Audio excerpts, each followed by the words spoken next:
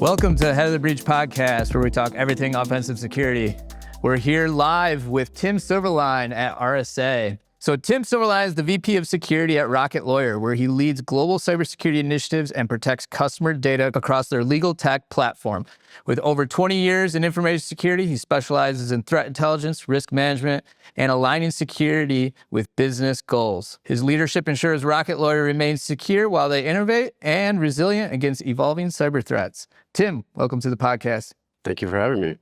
So why do you come to RSA? I come to RSA every year. One of the reasons is just because I'm close by. I live in the East Bay, and so it's a nice conference to go to without a whole lot of travel. But secondarily, it's the biggest conference as far as the amount of vendors that are presenting and that are on the booth floor. So it's always a good place to kind of learn about new technology that's coming out, something maybe I haven't thought of that maybe addresses a challenge that I have. So it's just I like to meet the vendors, and then also, it's a nice way to meet with vendors that I do business with who may not be local and get to meet them in person. So you get a lot of meetings, a lot of networking out of it, right? Yep, absolutely.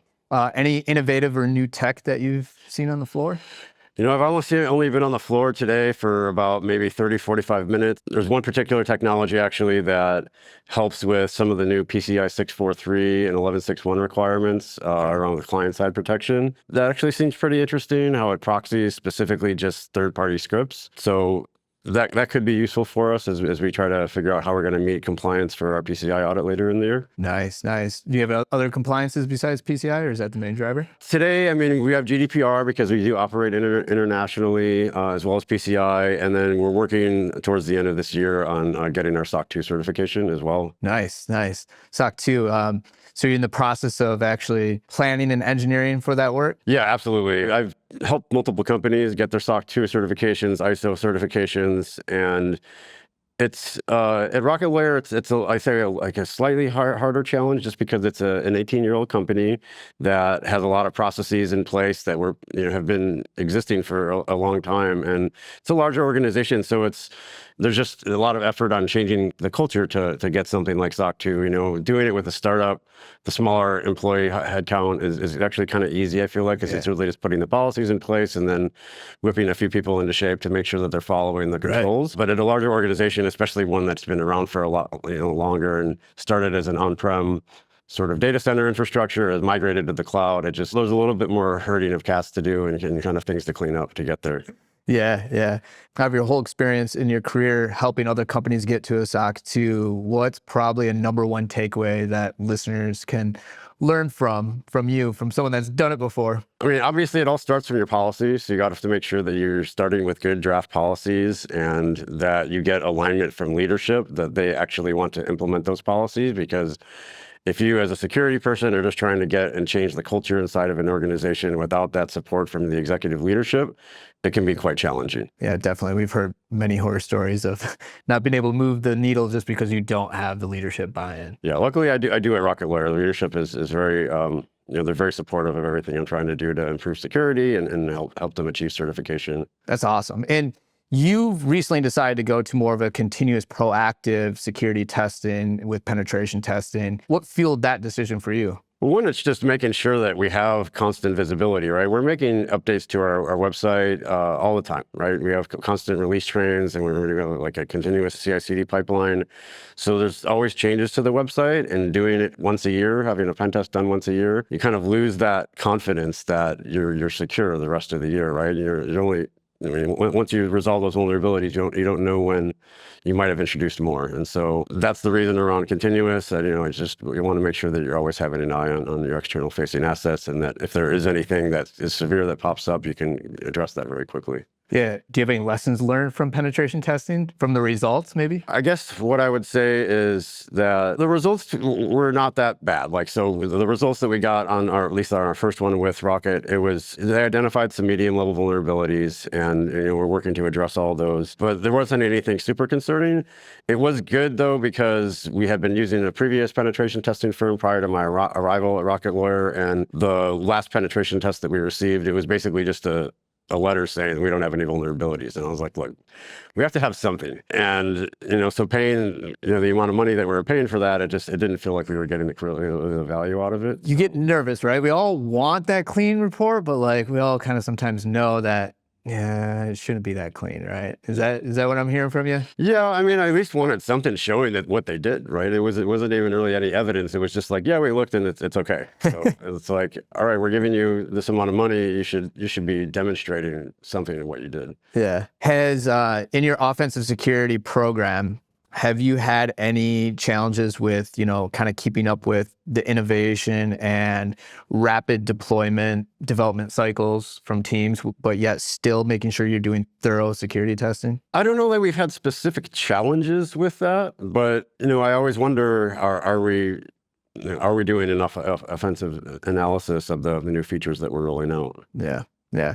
But that's also why I wanted to use a continuous penetration testing model, just so I have that slightly level of higher confidence that at least somebody's looking at it occasionally. Right. So, we're filming this at RSA, and I think a few weeks ago there was a NextJS vulnerability that came out, and you want to be able to have the situation, the tooling all set up to basically say, where is NextJS used in my organization, and then just be able to move forward with validating if, you are vulnerable to that, and then prioritizing where that is. If you don't do that in a continuous fashion, you are hunting and pecking every single time, and then you're spending all that time and effort hunting when you should actually be spending that time validating. So do you have any tips or advice to managing your attack surface in your organization? Yeah, so the NextJS one was actually really interesting because that was one that was only vulnerable for specific types of middleware. Yeah. And so one of the ways that we get better visibility into that stuff is leveraging runtime solutions that are able to plug in with eBPF sensors into our environment and actually see what's running and how it's running. Because you have a lot of these static analysis scanners that'll say, okay,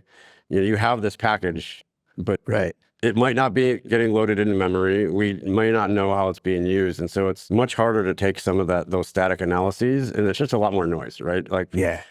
The amount of noise we get from some of that is really hard to sift through and identify, this is the particular one that we need to go and patch because it's being used in a way where it is exploitable and, it's exposed to the internet or something like that, right? So we've definitely been leaning more towards the runtime capabilities from the various different security solutions to make sure that we're helping to prioritize and really go and triage where we need to.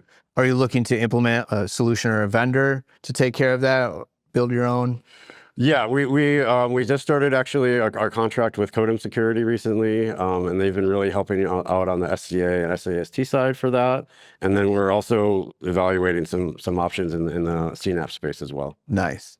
Yeah, that's a common thing that we hear, right? Just because you are running that vulnerable version of a library doesn't necessarily mean, like you said, loading in memory or even utilizing the function within the library that's vulnerable, right? So it's a lot of noise, to your point. Yeah, I mean, we get some alerts from our CNAPP solution today where they're flagging a vulnerability as critical, and it's just something sitting inside of a package manager. It hasn't even been installed. If we went to install it, the package manager would update itself and install the new non-vulnerable version, and it flags it as a higher critical vulnerability, and there's no way of tuning all that noise out. So that's why we're really starting to lean more into the runtime. Yeah. Listen, if you made it this far, I'm just going to ask you for one favor. Most of you listening right now haven't subscribed. Go ahead, feed that algorithm, and support us by clicking subscribe. Doing so allows me to bring you great content and allows us to bring more exceptional guests onto the podcast. Go ahead, hit subscribe. I appreciate it.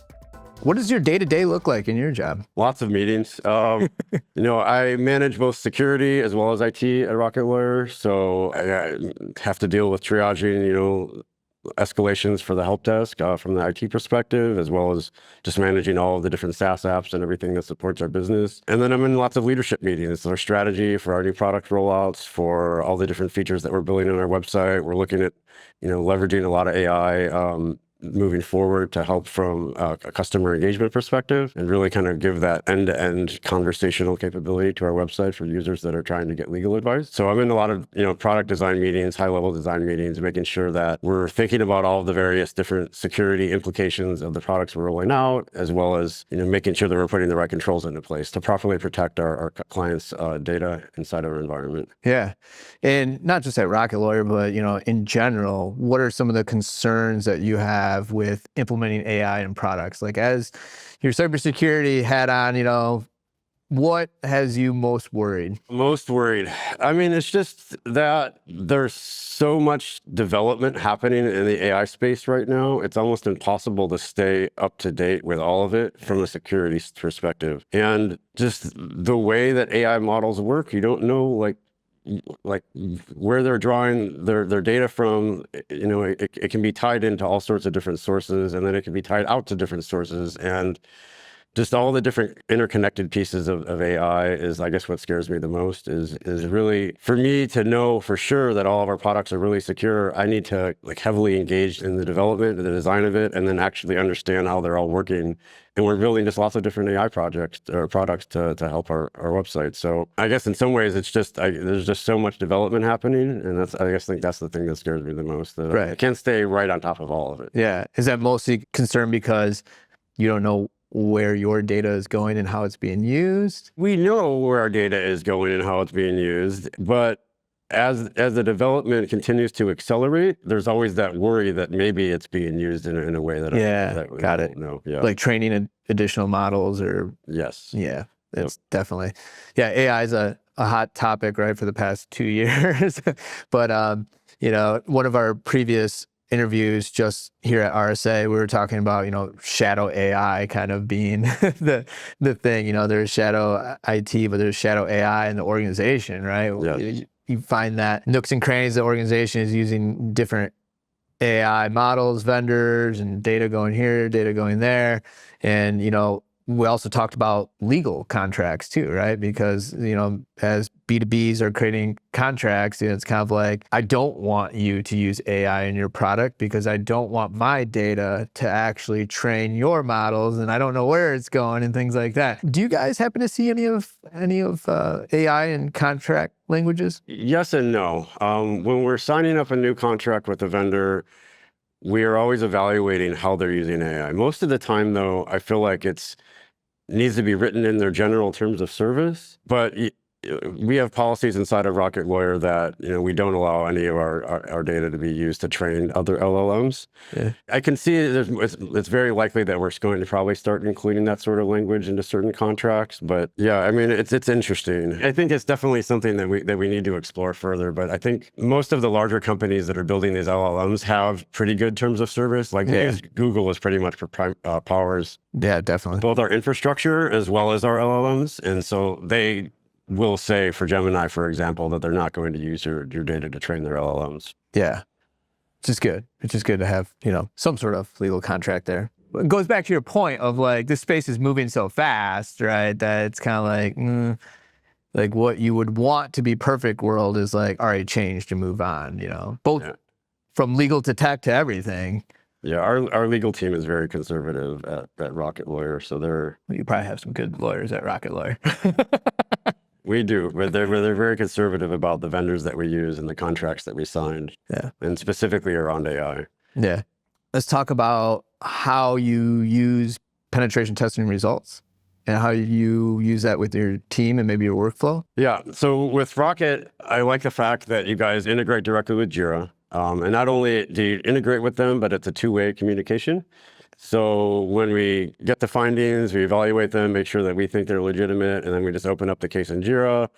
We have 3 different engineering teams inside of Rocket Lawyer that my security team will meet with every other week. There's our product security engineering team, there's the cloud security engineering team, and then there's the data engineering team. So we meet with them every other week, and then if the findings are, you know, relevant for what Sprocket is finding, or, you know, there are other different tools, then we'll go over those results, try to make sure that they understand what the security implications are, get them to buy in, and then we work to put that on their upcoming sprints to address them. Got it. What would you look for in an offensive security platform or a penetration testing vendor? The continuous aspect is something that's important to me, again, because we don't want to have that gap in coverage for, you know, the whole year you're waiting to have another penetration test, or 6 months, or whatever it may be. And then just really penetration testing, a lot of it comes down to the skill level of the engineers that are doing the work. During our sales cycle, this is kind of how you guys won the business, was somebody had identified, it wasn't actually a real vulnerability, but they identified that one of our QA people had posted something in Postman, and actually it wasn't even a Rocket Lawyer employee, but it was one of our partners had posted an API key in Postman in a public collection. And it didn't actually lead to anything. It wasn't being used anymore. We did go and remove it just to make sure it was gone. But that was something where it was like, it wasn't even looking at our website. It was just understanding, the overall Rocket Lawyer attack surface, and just the fact that we have collections out there that have our company tagged to it. That was something that was interesting to me that I thought was a good find. But it just showed that the skill level of the engineer that was doing that evaluation was pretty good. Yeah. And that goes back to the point too, it's not always CVEs, right? Like your attack surface is like not always just the website or the application you host, right? It's every single new user email address that, you create in the company. It happens to be places where you can upload code or API keys or credentials, right? And so it's techniques over CVEs is kind of how I describe it. And another great example of that is 403 bypasses. So like organizations that would put some sort of authorization, say forbidden, you can't access this URL. Essentially with a 403 bypass, you're manipulating the URL so it actually presents you the page, but it actually skips the control that is rewriting and redirecting you to the 403. And if you find those different ways, different techniques over and over, you can reuse them. And that seems to be the gift that keeps on giving, I guess. Yeah. So when people think of, vulnerabilities, it's just not the CVEs or the exploitation. It's sometimes techniques that hackers are using. Yeah, and you actually mentioned kind of something that's near and dear to my heart as well from a security perspective at Rocket Lawyer, which is the whole non-human identities aspect right now. So those API keys, they're a concern, and every company out there that's developing a lot has these NHIs all over the place, and it's a challenge to get your arms around. But we have a big project right now on tackling that and reducing our exposure there also. Yeah. I mean, the DevOps movement, I loved it because, it's like accidentally putting a credential someplace, somewhere, right? If you do it wrong, you have it, and then you have sometimes full access to pipelines and other cloud environments that you normally wouldn't. So it's kind of the old school password spraying, identifying credentials there, but identifying credentials that are basically in pipeline or API or accidentally exposed is just as useful for an attacker. Well, cool. Well, Tim, that's all we have time for today, but thanks for the conversation. Thanks. Yeah. It's great being here. If you've made it this far, do me a favor and check out what we do at Sprocket Security. If you're ever in need of a penetration test and you want that hybrid scalable approach, the always testing, always on, not this fake click a button, do a pen test 2 weeks and then do that 5 times a year. No, I mean always on, always testing, latest bleeding edge threat that comes out there, latest exploit, phishing, all the way to, defense evading, covert operations, whatever type of pen test you need. We'll do it as frequently as possible. And we'll also provide a platform for us to interact together. I've devoted the last 5 years of my life to building penetration testing and innovating upon it and changing it so you can actually do security testing, proactive security testing, in a much better way. Give it a shot. Check us out, www.sprocketsecurity.com.